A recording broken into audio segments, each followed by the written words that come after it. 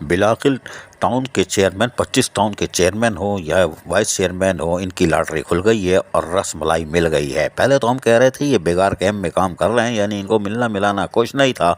लेकिन अब एक नोटिफिकेशन जो कि Najam Ahmad Shah additional chief secretary उस वक्त के थे, शायद छुपा के रखा हुआ था, और ये नोटिफिकेशन 6 अगस्त 2023 का है जो बरामद नहीं हो रहा था। हमने आपको बताया था कि चेयरमैन, वाइस चेयरमैन, मेयर, इनकी तनख्वाह यानी एजाजिया जो कह ले, तनख्वाह कह लो, जो भी कह लो, वो तय था।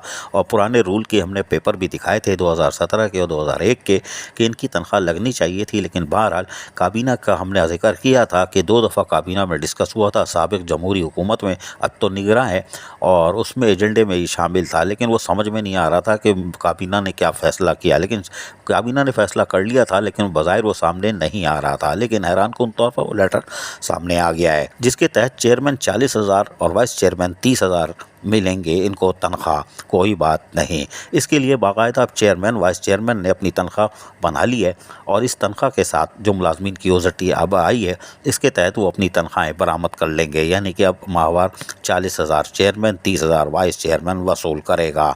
लिहाजा रसमलाई का आसरा हो गया, कोई बात नहीं। लेकिन इसी लेटर का इंतज़ार चेयरमैन और वाइस चेयरमैन को था।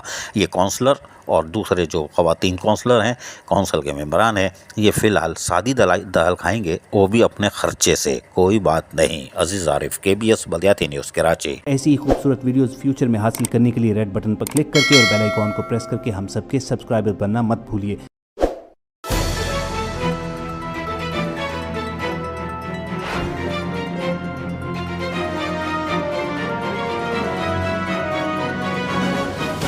KBS बल्दियाती न्यूज़।